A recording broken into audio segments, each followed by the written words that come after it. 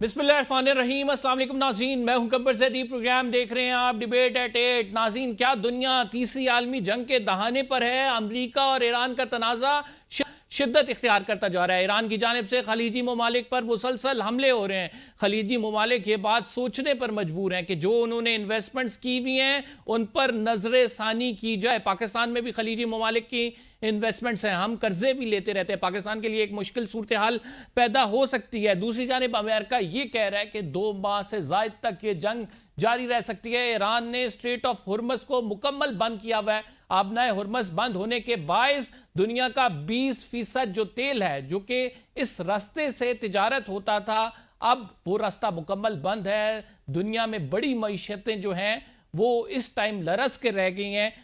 क्या Iran आबनाए Hormuz को मुकम्मल तौर पर बंद रखेगा? इसके नतीजे में बनने वाला प्रेशर क्या मजबूर कर सकता है कि किसी तरह से जंग बंदी की तरफ आया जाए? खलीजी ममालिक को जो नुकसानात हो रहे हैं इस पर भी बात करेंगे। नाज़रीन, हमें ज्वाइन किया रेयर एडमिरल जावेद इकबाल साहब ने। बहुत शुक्रिया जावेद इकबाल साहब, हमें प्रोग्राम में ज्वाइन करने के लिए। वसीतर तजर्बा रखते हैं आप नेवी के हवाले से। आबनाए हुर्मस जो बंद है, एक तो ये कितने अरसे तक बंद रहेगी? जिस तरह से जंग जारी है, जिस तरह से ईरान क्लेम कर रहा है कि हम कोई जहाज गुजरने नहीं देंगे, और फिर हम ये भी देख रहे हैं कि यूएस की जानिब से जो है उन्होंने कानून साजी के हवाले से भी बात की और फंड्स इंक्रीज करने की भी बात की है कि हम जो शिप्स हैं उनको एक्स्ट्रा सिक्योरिटी फराम करेंगे कि वो गुजरें। डिस्पाइट ऑफ दैट कोई शिप जो है रिस्क नहीं ले रही है। तो ऐसे हालात में क्या देखते हैं आप, आगे क्या होगा? ये एक गैर सकीन या गैर यकीनी सूरत हाल है इस वक्त, चूंकि ईरान ने उसको बंद किया हुआ है। इक्का दुक्का एक आध जहाज उन्होंने पास होने दिए हैं, बट उसका एक मुकम्मल ब्लॉकेड है। अमेरिका ने ये ऐलान तो जरूर किया है कि वो, क्योंकि जितनी इंश्योरेंस कंपनियां हैं उन्होंने जहाज़ों की इंश्योरेंस रोक दी है, और जब इंश्योरेंस रुक जाए तो कोई भी शिपिंग कंपनी का मालिक या उसका ऑपरेटर कभी ये रिस्क नहीं लेगा कि वो अपना जहाज को बहुत बड़ा नुकसान करवा ले या डुबो ले। तो अमेरिका ने ये ऐलान किया है कि इंश्योरेंस हम देंगे, और तकरीबन उन्हीं रेट्स पे देंगे जिस पे प्राइवेट इंश्योरेंस कंपनीज इंश्योर किया करती थी जहाज को।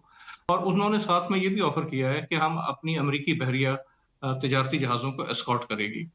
लेकिन मेरे ख्याल में ये अभी टू अर्ली टू से है, क्योंकि अभी ईरान की जो पासदारान इनकलाब की बहरिया अपने पूरे जोबन पे, जिसको मैं समझता हूँ अभी नहीं आई। पासदारान इनकलाब की बहरिया एक छोटी और तेज रफ्तार कश्तियों पर मुश्तमिल है, जिसके ऊपर छोटे मिसाइल, रॉकेट लॉन्चर्स, और वो सैकड़ों की तादाद में हैं, और वो जत्थे की शक्ल में आते हैं, और वो वार करके अपना मर्चेंट शिप्स पे रिट्रीट हो जाते हैं। इसी तरह उनकी कोस्ट लाइन पे कोस्टल मिसाइल बैटरीज हैं, जो कि क्रूज मिसाइल लॉन्च करके और अपनी पोजीशन चेंज करके फिर रुपोश हो जाती हैं। तो इस थ्रेट को न्यूट्रलाइज करना बहुत मुश्किल काम है, और उसमें महीनों भी लग सकते हैं। लेकिन क्या महीनों दुनिया ये बर्दाश्त कर सकती है कि आबनाए हुर्मस जो है वो बंद रहे? आप जानते हैं कि पूरी दुनिया की मईशत का इन्हिसार आबनाए हुर्मस से निकलने वाले तेल पर है। 20% हिस्सा तेल और एलएनजी का अपना हुर्मस से निकलता है, जो चीन, साउथ कोरिया, जापान, इंडिया जैसे बड़े ममालिक को ये तरसील होती है। इसके अलावा तेल के साथ साथ ट्रांसशिपमेंट पोर्ट्स हैं कि जो चीन से जो कार्गो आता है, कंटेनर्स आते हैं, वो जबल अली में और गल्फ के अंदर पोर्ट्स पे उतरते हैं। वहां से फिर वो मशरकी अफ्रीका की तरफ, इंडिया, पाकिस्तान और रीजनल ममालिक की तरफ जाते हैं। दुनिया ये अफोर्ड नहीं कर सकती, और यही ईरान का एक मजबूत तुर्प का पत्ता है उसके पास। आप कह रहे हैं कि दुनिया ये अफोर्ड नहीं कर सकती, मतलब अगर हम अमरीकी दिफा की जानिब से जो स्टेटमेंट्स आ रही हैं, उनकी प्रेस कॉन्फ्रेंसेस आ रही हैं, वो कह रहे हैं कि हम 2 महीने से जायद जो है तैयारी पकड़े हुए हैं कि अगर तूल पकड़ा तो हमारे पास इतना मवाद मौजूद है, इतना एम्यूनेशन है, इतनी हमारी स्ट्रेटजी है कि हम इस तवील जंग का मुकाबला करेंगे। तो आप की जानिब से जो जिस तरह से एनालिसिस किया गया है कि आबनाए हुर्मस अगर 1 महीने से ज़्यादा भी बंद रहती है तो इररिपेरेबल लॉस होगा। तो व्हाट डू यू थिंक कि होगा क्या अगर अमेरिका एक स्ट्रेटजी बनाए हुए है, ईरान भी अपनी स्ट्रेटजी के तहत वॉर लड़ रहा है, जो कि एक अभी आलमी तमाम मुबस्सिरीन ये कह रहे हैं कि एक बड़ी जंग नजर आ रही है। ऐसे में फिर ट्रेड का क्या होगा, आबनाए हुर्मस की बंदिश का क्या होगा? कोई हल इसका निकाला जाएगा? ये सारे वो प्रेशर पॉइंट्स हैं, ये वो लीवर्स हैं जिनको इस्तेमाल करके, क्योंकि जंग को एक ایسے نہج پہ لے کے جایا جا سکتا ہے کہ اس میں اسکلیشن میں کمی آئے اور ایک acceptable negotiated ceasefire type ہو جائے کہ جس کے اندر کیونکہ ابھی آبنائے ہرمز کے اندر یا پرشین گلف میں سمندری بارودی سرنگیں نہیں بچھائی گئیں، کیونکہ وہ اگر ایک دفعہ ایران کو اس دیوار سے لگا دیا جائے اور اس نہج پہ لے آیا جائے اور وہ اس میں بارودی سرنگیں بچھا دے تو پھر تو یہ ناممکن ہو جائے گا. تقریباً اس میں کئی سال بھی لگ سکتے ہیں، 1 سال یا اس سے زیادہ عرصہ بھی لگ سکتا ہے بارودی سرنگوں کو کلیئر کرنے کے لیے.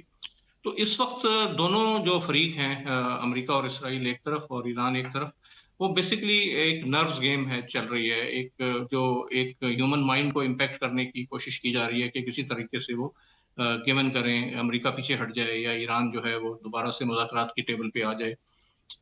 لیکن جیسے میں نے کہا کہ اس میں پوری دنیا کے سٹیک جڑے ہیں. یہ ایک ریجنل وار تو ہے ہی ہے مگر یہ گلوبل وار بھی ہے، کیونکہ پوری دنیا کی معیشت جس کی رگوں میں یہ سمندری تجارت خون بن کر دوڑتی ہے، اس پہ ایک بہت بڑا اثر ہے. آل تو دنیا ایڈجسٹ کر رہی ہے، لینڈ پائپ لائنز بھی موجود ہیں جو کہ پوری رسد کا صرف 10% حصہ لے کر جا سکتی ہیں، جو کہ ابنائے ہرمز کو بائی پاس کرتی ہیں، لیکن وہ ناکافی ہیں. اسی طرح قیمت کے بڑھنے کی وجہ سے اور سپلائی کے ڈسرپٹ ہو جانے کی وجہ سے، غیر یقینی صورتحال پیدا ہونے کی وجہ سے ایک معیشت کو بہت بڑا شوق لگنا شروع ہو گیا ہے. سر یہ جو دعویٰ کیا جا رہا ہے کہ نیوی تقریباً تباہ کر دی گئی ہے اور مکمل خاتمہ کیا گیا ہے نیوی کا، جو پاسداران انقلاب ہیں ان کی تمام شپس جو ہیں ان کو ڈبو دیا گیا ہے، تو ڈو یو تھنک سو کہ امریکہ کی جانب سے یہ جو دعویٰ ہے، یہ کلیم ہے، اس میں صداقت ہے، سبسٹنس موجود ہے، یا پھر یہ ایک سٹیٹمنٹ ہے جو کہ وار میں پروپیگنڈا نیریٹو کو فالو کرتے ہوئے دی جاتی ہے؟ یہ پروپیگنڈا تو ہے ہی ہے، لیکن اس میں کچھ حقیقت بھی ہے، لیکن اس میں ایکچوئل فیکٹس جاننا ضروری ہے. ایران کی بحریہ جو ہے وہ 2 حصوں پر مشتمل ہے. ایک تو ان کی جو ریگولر نیوی جس میں بڑے جنگی بحری جہاز ہوتے ہیں، ڈسٹرائرز، فریگیٹس، ٹینکرز، آبدوزیں. اس کے دوسرا حصہ پاسداران انقلاب کی بحریہ ہے جو کہ چھوٹی کشتیوں پر مشتمل ہے، جیسا کہ میں نے پہلے بھی ذکر کیا. وہ سینکڑوں کی تعداد میں ہیں اور وہ پھیلی ہوئی ہیں. ان کی کوسٹل میزائل بیٹریز ہیں کہ جو ان کے پورے ساحل سمندر کے ساتھ پھیلی ہوئی ہیں، اور اس سے بیانڈ بھی ان کے بیلسٹک میزائل اسٹیشنز ہیں کہ جو وار کر سکتے ہیں. تو یہ کہنا کہ ان کی بحریہ کو تباہ کر دیا گیا ہے، یس، ان کے جو بڑے جہاز تھے جن کا رول اس جنگ میں تھا بھی نہیں امریکہ کی جتنی طاقت ہے اس کے سامنے. اسی لیے ایران نے ڈیکیڈز کی پلاننگ کے بعد یہ ایسیمیٹرک وارفیئر اسٹریٹجی تشکیل دی. اس نے چھوٹی کشتیاں، چھوٹی سبمرینز، مائنز اور کوسٹل میزائل بیٹریز ان پہ انویسٹ کیا، جن کا بھی رول جو ہے وہ آہستہ آہستہ نظر آ رہا ہے. کچھ تجارتی جہازوں کی ٹارگیٹنگ ہوئی بھی ہے. میرے خیال میں یہ وارننگ میسج ہے ایران کی طرف سے کہ اگر امریکہ اور اسرائیل پیچھے نہ ہٹے تو اس سے بہت زیادہ نقصان کر سکتا ہے. اگر وہ کامرس وارفیئر پہ، یعنی اگر مرچنٹ شپس کو ڈیلیبریٹلی ٹارگیٹ کرنے پہ آ جائے تو اس سے بہت تباہی ہوگی، بہت نقصان ہوگا. تیل سے لدے ہوئے جہاز اندر کھڑے ہوئے ہیں. معاشی نقصان تو الگ، جو ماحولیاتی نقصان ہوگا، سینکڑوں ہزاروں ٹن آئل، لاکھوں ٹن آئل جو سمندر میں بہہ جانے کی وجہ سے، اس کا تصور بھی نہیں کیا جا سکتا. ایل این جی شپس ہیں جو کہ جس کو اگر ٹارگیٹ کیا جائے تو اتنے دھماکے سے پھٹتے ہیں کہ جیسے ایک چھوٹا ٹیکٹیکل نیوکلیئر ویپن جس کو کہا جاتا ہے. تو ان امیجنیبل کانسیکوینسز ہو سکتے ہیں اگر ایران کو دیوار سے لگایا جائے، اور امریکہ بھی یہ سمجھتا ہے کہ یہ ایسا کرنا ناممکن تو نہیں لیکن بہت بہت مشکل ہے. تو ایز آف نو ہم یہ کہہ سکتے ہیں کہ ایک اپر ایج پہ موجود ہے، اس کا ایک اپر ہینڈ ہے اس تمام معاملے میں، اور ایران جو ہے وہ اگر نیول وار کی بات کی جائے تو اس میں وہ جیتتا دکھائی دے رہا ہے. جیتنا ابھی ہار جیت کا فیصلہ میرے خیال میں تاریخ بتائے گی، لیکن ایران کا اپر ایج یقیناً موجود ہے کیونکہ جغرافیہ اس کے ساتھ ہے. امریکہ اور اسرائیل نے جو یہ آفینسو لانچ کیا، اس میں سب سے بڑی بات یہ ہے کہ ریجنل وار، اور یہ آہستہ آہستہ کہیں مجھے شبہ ہے کہ کہیں خدا نخواستہ کوئی مس کیلکولیشن، اسٹریٹجک مس کیلکولیشن کی وجہ سے اس کا سکوپ اور نہ بڑھ جائے اور باقی ممالک جیسے گلف ممالک کا صبر آزمایا جا رہا ہے، کہیں وہ اس میں جمپ ان نہ کریں اور بڑی طاقتوں اگر اس میں آئیں تو اس کا سکوپ بہت بڑھ جائے گا. اب اس سارے معاملے میں چین کی کھپت بھی تیل کی ہے، اور ظاہری بات ہے اس آبنائے ہرمز سے ہی گزر کے چین بھی اپنی تیل کی سپلائی پوری کرتا ہے. ڈو یو تھنک سو کہ کہیں نہ کہیں جب وہ افیکٹ ہو رہی ہوگی تو چین میں یہ بات ٹریگر ہوگی کہ اسے کوئی نہ کوئی معاملے کا حل نکالنا ہے؟ جی بالکل، چین ہے، روس ہے، اور یہ بڑی طاقتیں ہیں، اور یہ کئی اس میں سے جیسے جاپان ہے اور ساؤتھ کوریا، یہ بڑے مضبوط اتحادی ہیں، آسٹریلیا ہے. تو ان سب کا پریشر امریکہ پہ یقیناً ہوگا کہ مطلب جنگ تو اگر 2-3 ملکوں کے درمیان ہے تو اس سے پوری دنیا کو جو نقصان ہو رہا ہے اس کو جلد از جلد منیمائز اور کنٹین کرنے کی ضرورت ہے. تو یہ بیک گراؤنڈ ڈپلومیسی یقیناً چل رہی ہوگی، لیکن اصل میں امریکہ ایک انتہائی اقدام اٹھا چکا ہے. اسی لیے کہا جاتا ہے کہ ملٹری اسٹریٹجی میں کہ جنگ جب شروع کی جائے تو اس کے انجام پہ پہلے نظر کر لینی چاہیے کہ اس کا انجام آپ چاہتے کیا ہیں اور کس طرح سے پھر وہ جنگ کو ڈیزائن کیا جاتا ہے. امریکہ اس میں رجیم چینج کی بات کر رہا ہے، جو کہ آپ نے دیکھا کہ رجیم چینج ہونا اتنا آسان نہیں ہے کہ طے در طے ایک نظام موجود ہے. یس، وہ ان کی دفاعی صنعت کو، دفاعی کیپیبلٹی کو کافی نقصان پہنچا سکتے ہیں، مگر ایران کو ملیٹریلی ختم کرنا وداؤٹ گراؤنڈ انویژن، اور گراؤنڈ انویژن تو فی الامان مطلب اس کا سوچنا اس وقت ناممکنات میں سے ہے، ایران جیسے ملک میں گراؤنڈ انویژن کا تصور کرنا. تو یہ جنگ ختم ہوتی نظر آ رہی ہے، لیکن اس وقت ایک پیشنس ٹیسٹ کی جا رہی ہے، ول پاور ٹیسٹ کی جا رہی ہے، اور ایک ایکسٹریم اینڈز پہ اس کو لے کے جایا جا رہا ہے. اب کردوں کو استعمال کرنے کی بات ہو رہی ہے کہ کرد کو استعمال کر کے گراؤنڈ انویژن بھی کرائی جا سکتی ہے، لیکن جب ڈونلڈ ٹرمپ صاحب سے سوال ہوا کہ گراؤنڈ فورسز بھیجنے کا تو انہوں نے کہا کہ یہ کیا سرائی ہیں، ابھی اس پر ٹائم نہیں ضائع کرنا چاہتے. اس کا مطلب یہ ہے کہ اگر ہم کنکلیوڈ کریں آپ کے انالیسس کو بھی کہ نیول وارفیئر میں جو اپر ایج ہے وہ ایران کو حاصل ہے. ایئر ڈیفنس سسٹم ایران کا چونکہ تباہ ہو چکا ہے، اس کے باوجود بلسٹک میزائلز کے ذریعے اس نے امریکہ پہ کافی حملے کیے ہیں اور گلف کنٹریز کو بھی مشکلات میں ڈالا ہوا ہے. اوور آل سچویشن جو ہے وہ کہیں آپ کو تھرڈ ورلڈ وار کی طرف ٹریگر ہوتی ہوئی نظر آ رہی ہے؟ فی الحال تو نہیں، لیکن جتنی بھی جو 2 ورلڈ وار شروع ہوئی وہ ایسے ہی شروع ہوئی، ایک چھوٹے سے حادثے سے شروع ہوئی اور پھر آہستہ آہستہ مس کیلکولیشنز کی وجہ سے پھیلتی چلی گئی. تو کسی بھی بات کو خارج از امکان نہیں قرار دیا جا سکتا. لیکن میرے خیال میں سینٹی ول پرویل، اور امریکہ کے اندر بھی کافی اپوزیشن ہے کہ جو، اور ان کا میڈیا اور ان کی کانگریس میں وار پاور ریزولوشن ایک لائی گئی تھی اس کو لمٹ کرنے کے لیے، لیکن وہ ایک بہت نیرو مارجن سے ڈیفیٹ ہو گئی. لیکن سب سے کہتے ہیں کہ معیشت سب سے بڑی حقیقت ہے، اور امریکہ کو بھی اس بات کا احساس ہے کہ وہ جیسے عراق وار میں وہ ایک کوalition آف دا ولنگ تھا، تو وہ اس جنگ میں وہ کوalition نہیں بنا پایا. بہت کم اتحادی ہیں جو اس کو لاجسٹک سپورٹ دینے کے لیے ابھی تیار ہوئے ہیں بادل نخواستہ. کیونکہ اگر آپ اتنی بڑی جنگ پہ جاتے ہیں اور اس کو پھیلاتے ہیں تو آپ کوalition جو ہے وہ آپ کی سینٹر آف گریوٹی ہے. تو اس سارے معاملے میں وٹ ڈو یو تھنک کہ پاکستان کی کیا اسٹریٹجی ہونی چاہیے؟ بڑے ایک نازک موڑ سے ہم بھی گزر رہے ہیں، دونوں ممالک سے ہمارے جو ہیں امریکہ سے بھی تعلقات ہیں، ایران سے بھی تعلقات ہیں، تو وٹ ڈو یو تھنک کہ پاکستان کو کیسے ریئیکٹ کرنا چاہیے؟ جی، پاکستان ایک مؤثر حکمت عملی سے کام لے کے اور ڈی ایسکلیشن کی طرف پاکستان کا ایمفیسس ہے کہ جتنی جلدی ہو کانفلکٹ کو ڈی ایسکلیٹ کیا جائے، وار ٹرمینیشن کی طرف جایا جائے، اور بیک گراؤنڈ پر جو سفارتی کوششیں ہیں، جو ہمارے اسٹریٹجک نیچر کے تعلقات ہیں سعودی عربیہ سے، گلف کنٹریز سے، اور جو ہمارا ایک ریلیشن شپ ہے امریکہ سے، تو مجھے پورا یقین ہے کہ سفارتی محاذ پہ پاکستان کی پوری کوشش ہے کہ اس معاملے کو موزوں طریقے سے، مناسب طریقے سے حل کیا جائے. کیونکہ ایران ہمارا پوری دنیا پہ تو اثر ہے، لیکن ہم تو گلف کے، پرشین گلف کے ابنائے ہرمز کے دہانے پر بیٹھے ہیں اور ایران کے پڑوسی ہیں. جی، thank you very much. Javed Iqbal sahab ناظرین ہمارے ساتھ موجود ہے، کا اظہار کر رہے تھے. پروگرام میں ایک چھوٹا سا بریک لیں گے. We will be right back after this short break. آپ کہیں مت جائیے.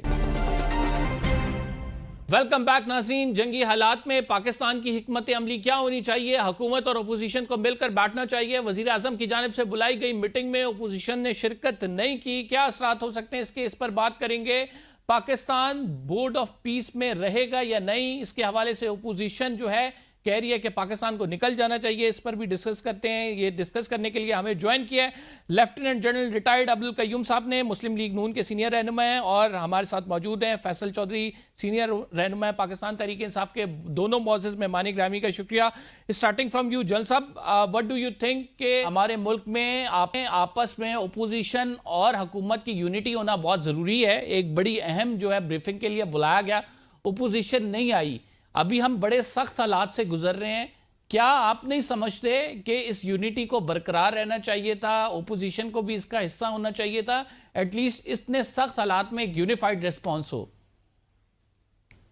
یہ بڑی بد نصیبی ہے کہ ایسے موقعوں پہ, اور یہ پولیٹیکل بلنڈرز بھی ہیں. دیکھیں, ایک تو ملکی سلامتی کے لیے یکجہتی کی ضرورت ہے, اس میں تو کوئی ڈاؤٹ نہیں ہے. دوسرا, اگر آپ ایک پولیٹیکل پارٹی ہے تو اس کی پالیٹکس جو ہے یا پولیٹیکل اسٹریٹجی کے پوائنٹ آف ویو سے بھی یہ ایک بہت بڑی غلطی ہے. اور اس جماعت نے پہلے بھی, آپ نے پتہ ہے نا, اسمبلیوں سے استعفے دے دیے, اور پھر بہت سی چیزوں کے اوپر انہوں نے حکومتیں توڑی اور غلط کیا. اور آپ مین سٹریم میں رہ کے دیکھیں نا, پوائنٹ یہ ہے کہ سیاست ایسے ہے کہ لوگوں کے ہارٹس اینڈ مائنڈز جیتنے. آپ نے ہارٹس اینڈ مائنڈز جیتنے کے لیے آپ ایک ایسی قومی پالیسی پہ عمل پیرا ہوں اور یہ ثابت کریں کہ آپ جو لوگ حکومت میں ہیں ان سے زیادہ بہتر آپ پاکستان کو چلا سکتے ہیں, نمبر 1. اور نمبر 2, آپ کو زیادہ خیر خواہ ہیں ہر لحاظ سے. تو اگر قومی سلامتی کے ایشوز بنے ہوئے ہیں, دنیا میں جنگ آگ لگی ہوئی ہے مڈل ایسٹ کے اندر, پاکستان بھی تھریٹنڈ ہے, نیوکلیئر مسلم کنٹری کو کوئی وہ دیکھنا نہیں چاہتے.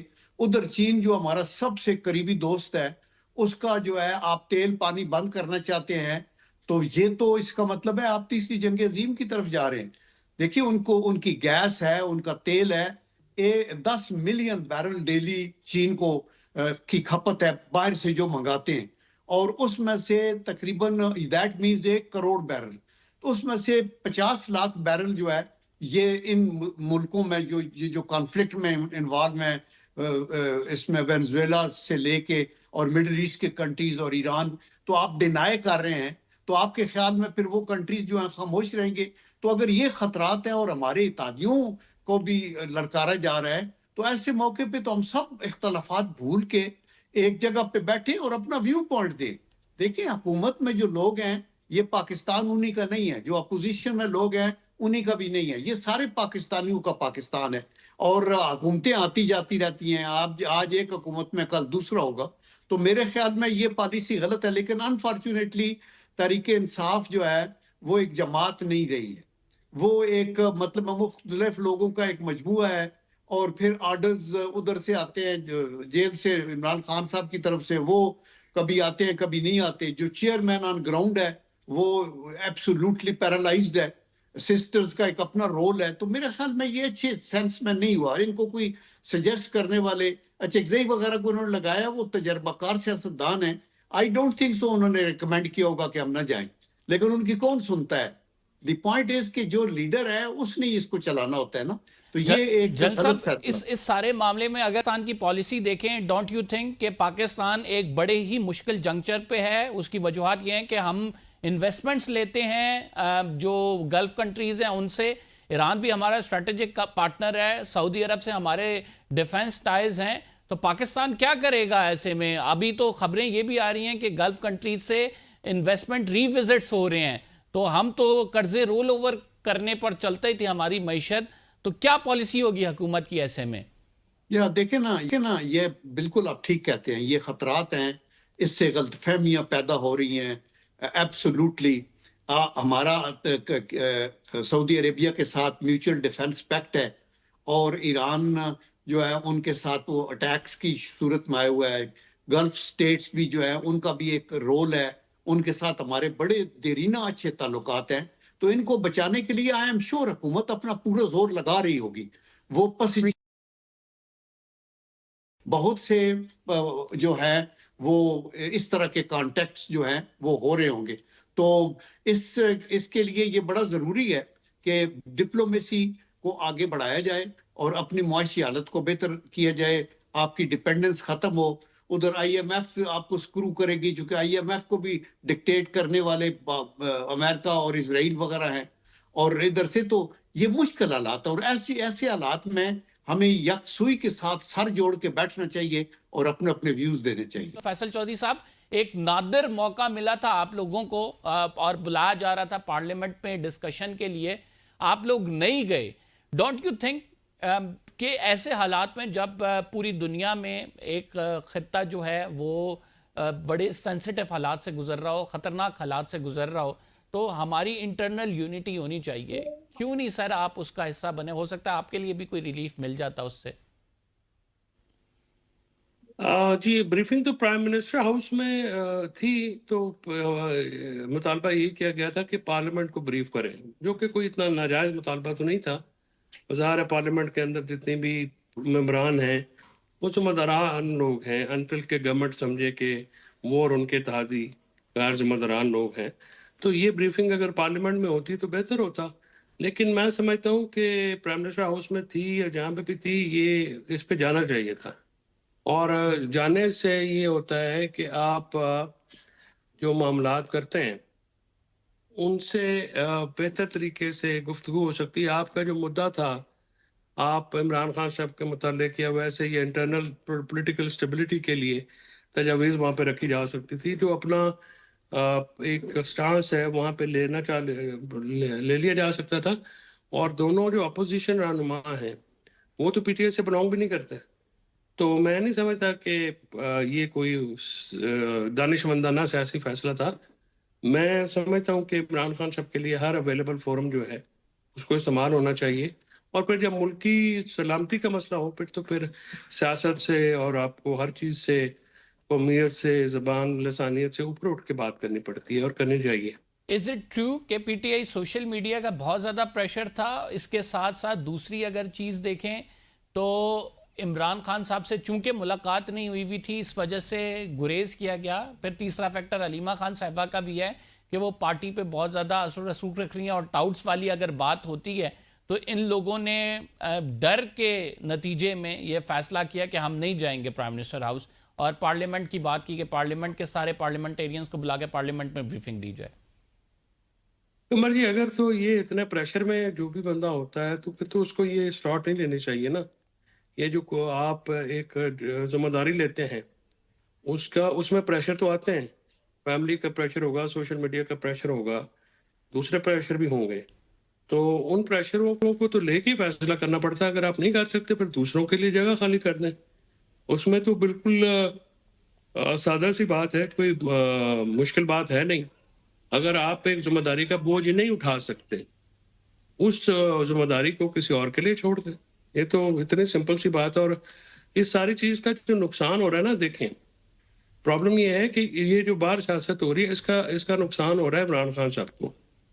اور عمران خان صاحب کو 3 سال ہونے کو آئے ہیں، وہ جیل میں ہیں.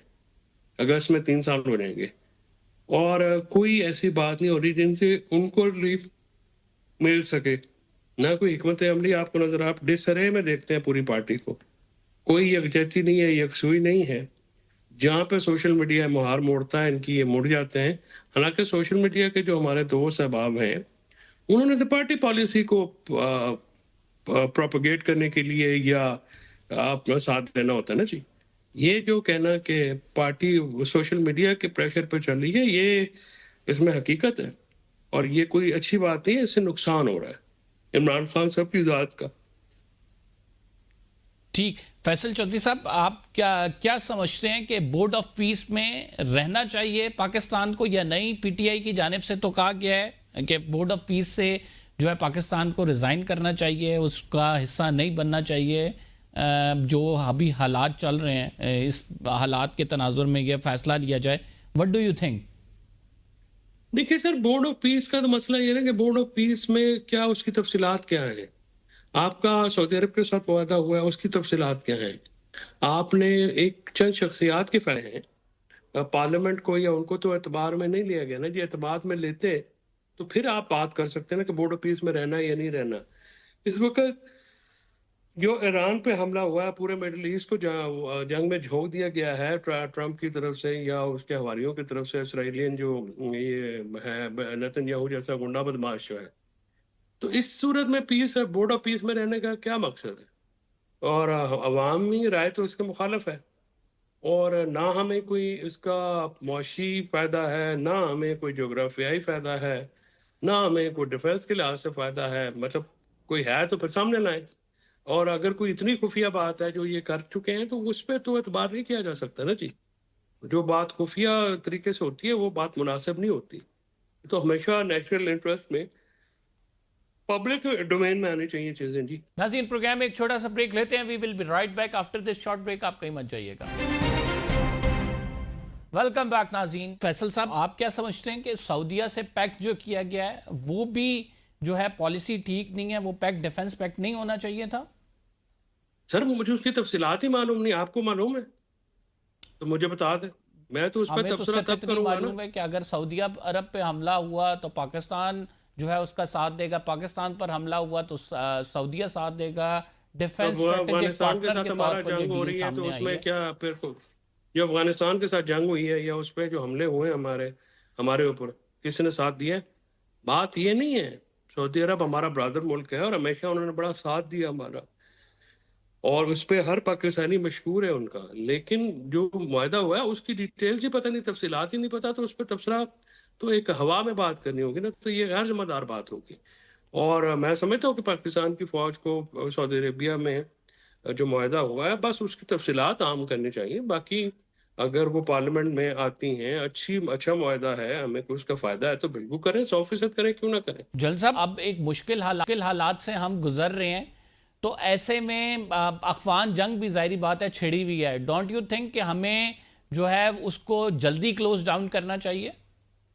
دیکھیں، یہ تو بدنصیبی ہے ہماری کہ افغانیوں کے ساتھ بھی ہماری جنگ ہو رہی ہے. ہماری دشمنی افغان عوام سے نہیں ہے، ہم ان کو اپنے دل کے قریب سمجھتے ہیں. ہم نے ہمیشہ، ہمارے اوپر امریکنز نے بھی شک کیا کہ آپ جو ہیں وہ حقانی گروپ کے ساتھ ہیں، آپ دوگلی پالیسی. جب وہ ادھر سے نکل کے گئے تو کسی نے بڑے سینئر آفیسر جو امریکن آفیشل ہے اور پالیٹیشین سے پوچھا کہ آپ کی شکست کی وجہ کیا ہے؟ انہوں نے کہا پاکستان، چونکہ پاکستان ہمارا ادھر یہ امپریشن تھا. اور ہماری ہمدردیاں آف کورس افغان عوام کے ساتھ تھی، اور ہم اس فیور میں نہیں تھے کہ کانفلکٹ ہو. اور آج یہ موقع آ گیا کہ افغانستان کا فارن منسٹر جا کے انڈیا میں اس مودی کے پاس بیٹھتا ہے جس کے ہاتھ رنگے ہوئے ہیں گجرات کے مسلمانوں کے قتل سے، جس نے بابری مسجد کو تباہ کیا، جو کشمیریوں کا گلا گھونٹ رہا ہے، اور ادھر سے تعریفیں کر رہے ہیں اسرائیل افغانیوں کی. تو ان کو خود سوچنا چاہیے نا کہ آپ اللہ کے نام پہ، شریعت کے نام پہ یہ جو کچھ کر رہے ہیں رمضان کے مہینے میں آ کے ہمارے ملک کے اندر دہشت گردی، اور ہم آپ کو کہہ رہے ہیں کہ آپ گارنٹی دیں کہ آپ نہیں کریں گے، آپ نہیں کر رہے.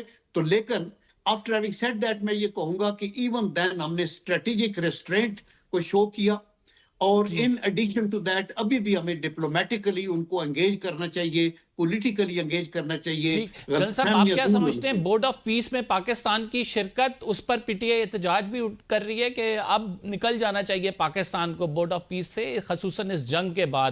آپ کی کیا رائے ہے اس میں؟ دیکھیں، تحریک انصاف کو تو نہ انٹرنل پالیٹکس کا پتہ ہے نہ ڈپلومیسی کا پتہ ہے. پیس آف جو بورڈ آف پیس ہے اس کے اندر ہماری موجودگی سے ہمیں یہ فائدہ ہے کہ ہم فلسطینیوں کے حقوق کی بھی بات کر سکتے ہیں، ہم کشمیریوں کے حقوق کی بھی بات کر سکتے ہیں. تو یہ حکومت نے ایک مصلحت جانی. آپ ساری دنیا کے ساتھ سینگ نہیں اڑا سکتے، آپ کو ایک اسٹیج پہ مسلم بلاک کے ساتھ ہو کے ہم چل رہے ہیں. تو میں آپ کو وثوق سے کہتا ہوں کہ ملت اسلامیہ دنیا کا نقشہ بدل سکتی ہے اگر ہم پاکستان، ایران، ترکی، آپ کا انڈونیشیا، ملیشیا، ایجپٹ، یہ اسٹرانگ کنٹریز، سعودی عربیہ، اکٹھے بیٹھ کے جی سی سیز کے کنٹریز بھی تو یہ سوچیں کہ یہ اٹیک جو ہے یہ ہم انڈیویجولز پہ نہیں ہے، یہ مسلم امہ پہ اٹیک ہے، یہ آپ کی ریسورسز پہ اٹیک ہے. وہ آپ سے چھیننا چاہتے ہیں. یہ جو 800 بیسز ہے امریکہ کی اور اس کی بہت بڑی ایک تعداد مڈل ایسٹ میں، تو کس لیے ہے؟ وہ مڈل ایسٹ کو سیکورٹی دینے کے لیے تو بالکل نہیں ہے. یہ تو ان کی نظر ان کے تیل اور گیس چونکہ اسٹیٹ آف ہارموز سے 20% دنیا کی جو پیٹرولیم کی ریکوائرمنٹ ہے وہ پوری ہوتی ہے، اور چین کو بھی جاتا ہے. تو اس لیے تو ہمیں سمجھنا چاہیے اور ہمیں اپنی سفارتکاری سے مسلمانوں کو اکٹھا کریں اور مسلم دنیا سے باہر بھی اپنے دوست بنائیں اور ملک کے اندر اتحاد قائم کریں. افغانستان کے ساتھ ایز فار ایز پاسبل کوشش یہ کریں کہ ہمارے ان کے ساتھ اس حد تک نوبت نہ آئے کہ ہمیں اپنے کائنیٹک انرجی کو یوز کرنا پڑے. فیصل صاحب جو حالات چل رہے ہیں اس حالات میں اگر گلف سٹیٹس جو ہیں وہ اپنی انویسٹمنٹ واپس لینے کی بات کرتے ہیں, اپنے پروجیکٹس کو کلوز ڈاؤن کرنے کی بات کرتے ہیں, آپ کو پتہ ہے کہ بڑے ہمارے ساتھ اکنامک ٹائز بھی ہیں گلف سٹیٹس کے, اور پاکستان میں اکثر قرضے رول اوور ہوتے ہیں, تو ایسے حالات میں پاکستان کیا کرے گا؟ ہماری تو بڑی کمزور معیشت ہے. دیکھیں اس وقت جو کچھ ہونا تھا وہ تو ہو چکا ہے, اس میں تو کوئی دوسری شک کی بات نہیں ہے. ایک ڈیزاسٹر جو ہے وہ تو ہوا ہے مڈل ایسٹ میں بھی. ایران کی طرف سے جو اٹیک ہوئے ہیں مڈل ایسٹ کی بعض ریاستوں پہ, ایک اچھی بات ہے کہ سعودی عربیہ کے اوپر انہوں نے کوئی حملہ نہیں کیا, بلکہ وہ ایک بہتر طریقے سے اور پاکستان کے انوائرمنٹ کی وجہ سے بہتر طریقے سے چل رہے ہیں جو سننے میں آ رہا ہے. تو باقی اس سے ایک گڑبڑ تو ہوگی. ہمارا بڑی لیبر کلاس ہے وہاں پہ, ہمارا ریمیٹنس بہت آتی ہے مڈل ایسٹ سے, اور ہماری بہت زیادہ جو ڈپینڈنس ہے ان کے اوپر انڈیویجولی بھی اور سٹیزن ٹو سٹیزن بھی اور اسٹیٹ ٹو اسٹیٹ بھی, تو اس کا فرق تو پڑ گیا ہے. اب یہ جنگ کتنی لمبی چلتی ہے اس کو دیکھنا ہے. جلسہ جو اپیزمنٹ پالیسی تھی حکومت کی, خصوصاً ہم نے ٹرمپ کو نوبل انعام کے لیے جو ہے نومینیٹ کیا, اس کے بعد پھر ہم نے شہباز شریف صاحب نے تقریریں کی جس میں بڑی تعریف کی گئی, تو ڈو یو تھنک سو اس پہ بڑا کرٹیسزم ہو رہا ہے آج کل, وہ رائٹ سٹیپ تھا؟ دیکھیں in good faith prime minister نے اپنے طور پہ ملکی مفادات کے لیے ایک بڑی پاور کو اپنے ساتھ یا ان کے رائٹ ہینڈ پہ رہنے کی کو ترجیح دی اور شاید یہ بیانات دیے. لیکن ابھی تو یہ صاف ظاہر ہے کہ یہ دنیا کے اندر جو ٹرائنگل آف ریپریشن ہے اس کا لیڈر ہی امریکہ ہے, اور اسرائیل ہے ساتھ, اور ساتھ انڈیا ہے. انڈیا چاہتا ہے اکھنڈ بھارت, اس کو یہ چھوٹے ملک نظر نہیں آتے, اور پاکستان ان کے کلیجے میں کانٹے کی طرح چبھتا ہے. اور جو اسرائیل ہے وہ گریٹر اسرائیل کا خواب دیکھتا ہے, وہ کہتا ہے یہ مسلمان کچھ بھی نہیں ہے, 1 بائی 1 مارو اور ان کو آپس میں لڑاؤ. اور امریکہ جو ہے اس کو یہ نہیں بھاتا کہ ہمارا سی پیک چلے, چائنا کے ساتھ ہماری فرینڈشپ ہو, اور اس لیے وہ چاہتے ہیں کہ چائنا چونکہ اکنامکلی ایڈوانس ہوتا جا رہا ہے, ان کو پکڑنے کا اور کوئی طریقہ نہیں ہے. ٹیکنالوجی میں یہ ایڈوانس نہیں ہو سکتے ان کے ساتھ, ایگریکلچر ریسرچ کے اندر, انڈسٹری کے اندر, solar energy, electric vehicles etcetera etcetera. تو وہ ایک طریقہ ہے کہ ان کا تیل اور گیس بند کرو تاکہ ان کی انڈسٹری بیٹھ جائے. یہ ایک بہت بڑا ایک قانونی لمبی ایک اسٹریٹجی ہے. تو اس کے اوپر آئی ایم شیور دنیا کا ریئیکشن آئے گا. وی پرے اینڈ ہوپ کہ اللہ تعالیٰ نہ کرے کہ یہ تیسری جو عالمی جنگ کی طرف جائے, کیونکہ وہ آئی تو وہ پوری گلوب کو تباہی کی طرف لے کے. ڈو یو تھنک سو کہ یہ تیسری عالمی جنگ کی طرف جائے گا جو سینیریو نظر آ رہا ہے آپ کو؟ دیکھیں اللہ نہ کرے, میں یہ کہتا ہوں کہ اگر گڈ سینس پریویل نہ کرے. دیکھو جنگ, عالمی جنگ کیسے شروع ہوتی ہے؟ دوسری جنگ عظیم شروع ہونے سے پہلے ہٹلر نے اسی طرح یہ جو اسرائیل ہے, اسرائیل کی طرح ایکسپینشن انہوں نے کیا کیا کہ فوری طور پہ آسٹریا پہ قبضہ کیا, پھر چیکو سلوواکیہ پہ قبضہ کیا, اور اس کے بعد پھر یہاں سمجھا کہ ابھی حوصلہ ہو گیا ہے تو پھر انہوں نے پولینڈ پہ حملہ کر دیا. جب پولینڈ پہ کیا تو برٹن اور فرانس جو ہیں وہ بھی کود پڑے, اور اس طرح عالمی جنگ شروع ہو گئی. اور اس کا نتیجہ ہیروشیما اور ناگاساکی کے اوپر بم چل گئے. اور آج جو اس وقت کے بم تھے وہ 16 کلو ٹن اور 20 کے تھے. آج جو بمز ہیں وہ 100 کلو ٹن سے 1000 کلو ٹن کے ہیں. اور اس وقت ایک ملک کے پاس تھا نیوکلیئر, امریکہ کے پاس, اور یوز ہو گیا. اور ابھی 9 سے 10-12 کنٹریز کے پاس ہے, کسی کا ڈکلیئرڈ ہے کسی کا نہیں ڈکلیئرڈ ہے. تو اس لیے اس سے بچنے کے لیے ہمیں کوشش کرنی چاہیے کہ یہ یو این کے چارٹر پہ چلیں اور صلح کی بات کریں. فیصل صاحب, ڈو یو تھنک کہ اسٹیٹ آف پاکستان کی پالیسیز کی وجہ سے we are in difficult condition right now? ایک طرف تو ہمارا ڈیفنس پیکٹ ہے, دوسری طرف ہماری انویسٹمنٹس ہیں, تیسری طرف ایران بھی ہمارا اسٹریٹجک پارٹنر ہے. ہم ایک مشکل پوزیشن میں ابھی. میرے خیال میں ابھی تک تو ہم ٹھیک رہے ہیں. جتنا ہم اس جنگ سے دور رہیں گے ہم بہتر رہیں. ہمیں جنگ میں جذباتی طور پہ میں نے دیکھا ہے کہ اپوزیشن حکومت پہ اور حکومت اپوزیشن پہ زور آزمائی تباہ آزمائی کرتے رہتے ہیں کہ جی یہ جنگ اور وہ جنگ. دیکھیں جنگ جذباتی کام نہیں ہے, بچوں کا کھیل نہیں ہے. ہمارے بڑے اپنے پرابلمز ہیں. ہم ایک افغانستان کے ساتھ جنگ لڑ رہے ہیں, دوسری جنگ میں آپ کیسے چھلانگ مار سکتے ہیں؟ تو لیکن سفارتکاری ہماری جو ہے وہ جو اس وقت جو پالیسی ہے وہ تو بہتر ہی لگ رہی ہے. اس کو امپروو تو ہمیشہ گنجائش ہوتی ہے. یعنی آپ اس کا حصہ نہ بنے جنگ میں, اور اپنا رول ادا کریں کہ دونوں ممالک میں، اور خاص کر جو پاگل پن اور جو ٹرمپ ایڈمنسٹریشن کا ہے، یہ بہت سیریس ایشو ہے. دیکھیے وہ کسی قسم کی لا کو، پرنسپل کو وہ بالکل درخور اعتنا نہیں سمجھ رہے، اور وہ تو ایسے کہہ رہے ہیں جیسے منگولوں نے حملہ کیا تھا دنیا میں. ہر چیز کو تہہ کرنے کی کوشش کریں. پچھلے سال انہوں نے مڈل ایسٹرن ریاستوں کے ساتھ بیٹھ کے تجارت کی بات کی، اور اب وہ جنگ میں جھونک دیا سارا. تو یہ باتیں جو ہیں وہ تو ان کے بڑے برے اثرات ہوں گے. امریکہ کی اکانومی بھی اسٹرانگ نہیں ہوگی. اگر دنیا اسٹرانگ نہیں ہوگی تو امریکہ بھی اسٹرانگ نہیں ہوگا. اور اگر پاکستان امریکہ کے اسٹرانگ وزیر نہیں، اعظم تو کافی تعریف کرتے ہوئے پائے گئے تھے ڈونلڈ ٹرمپ صاحب کی کہ وہ انہیں نوبل پرائز ملنا چاہیے. پاکستان کا وزیر اعظم ایک نان سیریس آدمی ہے، اور وہ ایسی گفتگو کرتے ہیں جس کا ایک تو ضرورت نہیں ہوتی. اور میں سمجھتا ہوں کہ یہ جو ہم پنجابی میں اپنے زبان میں کہتے ہیں مراس پونے، یہ نہیں کرنا چاہیے. اور کوئی گریس ہوتی ہے، چلیں، کیونکہ یہ تو آئے ہوئے کسی ہائبرڈ نظام کے تحت ہے نا، تو ان کی مجبوری ہے. لیکن پھر بھی کوئی اپنی گریس رکھنی چاہیے. ملک پاکستان ایٹمی ملک ہے، پوری اسلامی دنیا کا واحد. اس پہ اس کی وزیر اعظم کی گریس ہونی چاہیے. کوئی عزت دارانہ بات ہو، ایسے ہی جا کے بوٹ پالشیں یہ ایسی اسٹیٹمنٹ دینا، یہ میں سمجھتا ہوں کہ یہ قابل اعتراض بات ہے. تھینک یو ویری مچ. ناظرین پروگرام میں فی الحال اتنا ہی. قمر زیدی کو اجازت دیجیے، اگلے پروگرام میں آپ سے ملاقات ہوگی. اللہ نے کے بعد.